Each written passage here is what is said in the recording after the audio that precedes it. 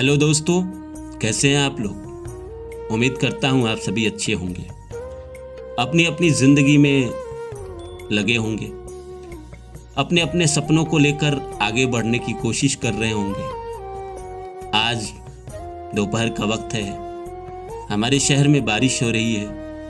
आपके शहर में बारिश हो रही है, धूप निकली है, हमें कमेंट करके ज़रूर बताएं।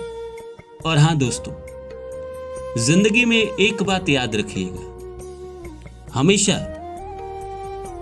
ये बात याद रखिएगा कि जिंदगी में सबसे अच्छा समय मेरा आना बाकी है। इसी बात के बल पे आप कई साल और संघर्ष कर सकते हैं, कई साल और मेहनत कर सकते हैं। जिंदगी में थकना नहीं है, जिंदगी में हारना नहीं है। कौन है जो आपको रोक लेगा सफल होने से?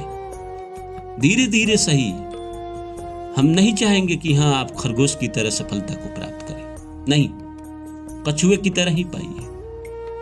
आप एक बात बताइए, एक आदमी है जो जन्म लेके आया, पढ़ाई लिखाई की और डायरेक्ट आईएएस ऑफिसर बन गया, फिर कहीं नौकरी हो गई, शादी हो गया, बच्चा हो गया, रिटायर हो गया, घर बना लिया, गाड़ी खरीद लिया, परिवार के साथ फिर गांव में सेटल हो गया, जिंदगी बीत गई, मौत हो गई। और एक दूसरा इंसान है जो कहीं ना कहीं हमारे चैनल पे जितने लोग हैं वो दूसरे टाइप के इंसान हैं कि जिसने एक साधारण से परिवार में जन्म लिया, जन्म लेने के बाद बचपन में दुख देखा, जैसे तैसे पढ़ाई की, पढ़ाई करने के बाद कंपटीशन की तैयारी की, छोटे मोटे पद को मिला, छोटी मोटी नौकरी से शुरुआत की, चाहे वो सरकारी नौकरी हो तो हवलदार से शुरुआत की, प्राइवेट हो तो सबसे नीचे तबके से, फिर धीरे धीरे ग्रेजुअली ऊपर गया और जब अंत आया तो बहुत बड़े पोस्ट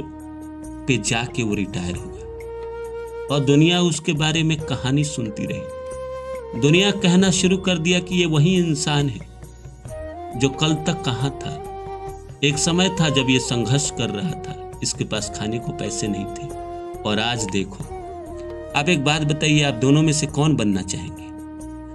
कई लोग होंगे जो कहेंगे कि पहला वाला ज़्यादा अच्छा है, कि पढ़ाई की, सीधा कंपटीशन हुआ, नौकरी मिल गई और उसके बाद ज़िंदगी बसर होते रही। लेकिन उसके ज़िंदगी में कोई रस नहीं है, मोटिवेशन नहीं है। दूसरे वाले इंसान के जीवन में मोटिवेशन है, ज़िंदगी में सफलता पाने की मोटिवेशन। एक आदमी जो इस समाज में जन्म लेके आता है, वो आप भी हैं, हम भी हैं।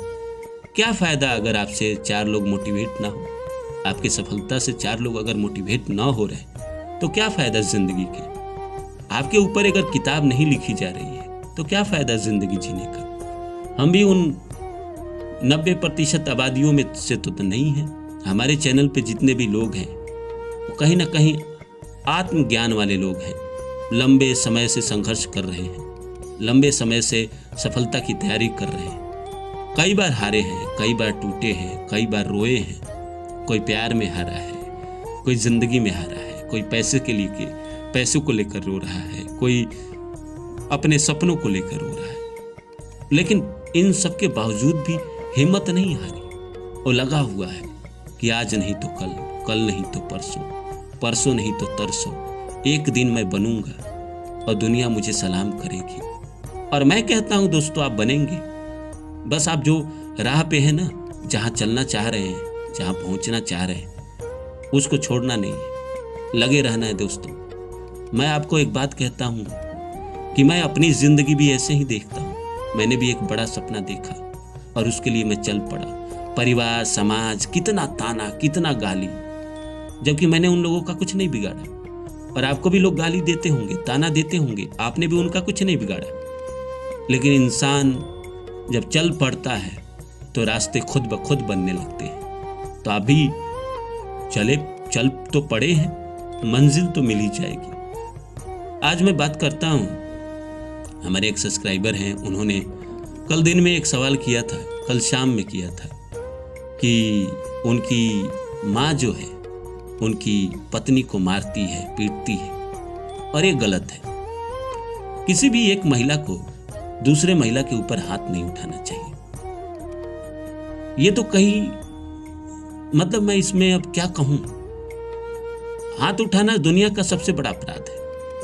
आप किसी से नाराज हो सकते हैं, रूठ सकते हैं, लेकिन किसी को मारने का हक प्रकृति भी आपको नहीं देती है। तो उन्होंने कहा कि आप मुझे बताइए कि क्या मुझे अपनी माता का साथ देना चाहिए या अपनी पत्नी का साथ देना चाहिए?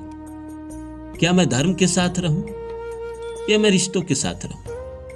और कौन रिश्ता? उन्होंने कहा कि झूठे रिश्ते, क्योंकि मेरी पत्नी की कोई गलती नहीं होती, वो अपना रौब जमाने के लिए मारती है। आप लोग कमेंट करके उनको बताइए कि उनको क्या करना चाहिए। उन्होंने मुझसे पूछा कि मुझे अपने पत्नी का साथ देने का दिल करता है क्योंकि वो गलत नहीं है। जब साथ देने का दिल करता है तो इसमें सवाल क्या है? आप उसका साथ दीजिए। अगर आपकी माता गलत है, अगर वो बिना वजह से उसको मार रही है, उसको परेशान कर रही है, तो आप अलग हो जाइए। अपने पत्नी को लेकर कहीं दूसरे जगह चले जाइए, दूसरे शहर चले जाइए, वहां आप दोनों अच्छे से रहिए। मैं मानता हूं कि इस समाज का एक ढांचा है कि हाँ, माता पिता भाई बहन परिवार सब एक साथ रहता है तो अच्छा लगता है। लेकिन परिवार का कोई आदमी अगर करप्ट हो जाए, चाहे वो आपका भाई हो, आपके पिता हो, आपकी माता ही हो, आपकी पत्नी ही हो, तो क्या उसका साथ देना चाहिए? मेरे हिसाब से तो नहीं। आपके पिता की उम्र मान के चलिए 55 साल है और वो किसी के साथ अफेयर में हो, तो क्या ये गलत बात नहीं है? गलत बात है। ऐसे में कैसे आप उनका साथ दे सकते हैं? अगर आप साथ दे रहे हैं तो आप भी पापी हैं। और कोई इंसान किसी इंसान को जबरदस्ती सता रहा है, मार रहा है, पीट रहा है और आप देख के सह रहे हो, तो जुर्म करना जितना बड़ा पाप है, जुर्म सहना उससे ज्यादा पाप है। अगर आपको एकदम लगता है कि हाँ, बिना गलती को किसी को सजा दी जा रही है, तो आपको आवाज उठाना ही चाहिए, उठाना ही चाहिए। आप देखिए ना, रामायण में विभीषण चाहते तो रावण का साथ दे सकते थे, पर उन्होंने क्यों नहीं दिया? अपने भाई थे, महापंडित थे, महाज्ञानी थे, खुद वो पंडित थे, खुद पढ़े लिखे थे, खुद समझदार थे, पर जब उनको पता चला कि मेरा भाई किसी की स्त्री को बुरी नजर से देख रहा है, किसी की स्त्री को उठाकर लाया है, उसके साथ गलत सोच रखता है, उन्होंने समझाया अपने भाई को, पहले समझाए, वो नहीं माने तो उनका विनाश का कारण बने। उनकी लंका को छोड़कर वो राम की सेना में चले गए, भगवान राम का साथ दिया उन्होंने। तो अगर आपको लग रहा है कि एक आदमी गलत है और आपके परिवार को वो टॉर्चर कर रहे हैं, परेशान कर रहे हैं, तकलीफ दे रहे हैं, तो आपको आवाज उठाना चाहिए। अगर आप आवाज नहीं उठा सकते तो एक काम जो मैं आपको कहता हूं, और बाकी जो मेरे सब्सक्राइबर हैं जो वीडियो सुन रहे हैं, वो लोग भी कमेंट करके उनको ये सजेशन दें कि उनको क्या करना चाहिए।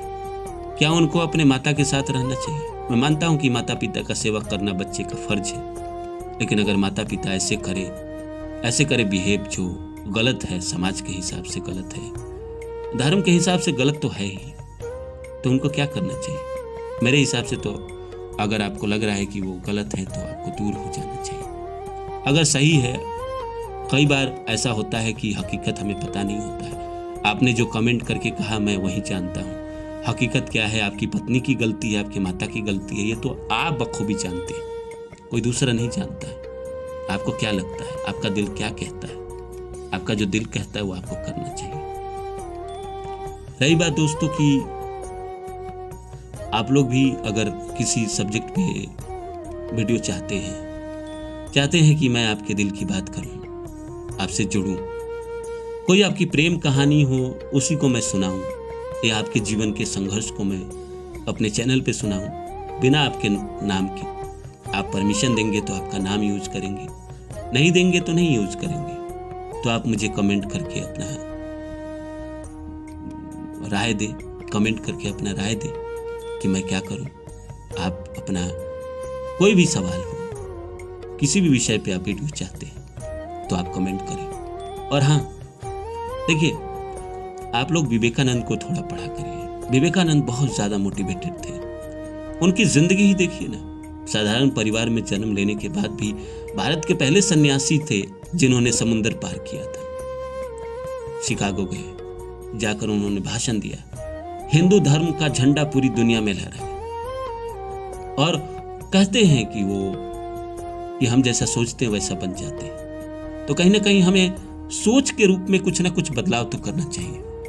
लोग कहते हैं कि पॉजिटिव माइंडसेट, मैं आपको ही कहता हूं कि पॉजिटिव सोच रखिए, चाहे जो भी हो जाए। खाने को पैसे नहीं है, खिचड़ी खा रहे हैं, सूखी रोटी खा रहे हैं, पर पॉजिटिव माइंडसेट, हाँ मैं बड़ा बनूंगा। कोई बोले तो हाँ बोलिए, जवाब दीजिए, हाँ मैं बनूंगा, एक दिन बनूंगा, और उसके लिए लगे रहिए, उसके लिए कोशिश करते रहिए। कहीं ना कहीं भगवान भी आपको देखेंगे, भगवान भी आपको सुनेंगे, और एक दिन आप जरूर सफल होंगे। कल मिलते हैं नए वीडियो के साथ।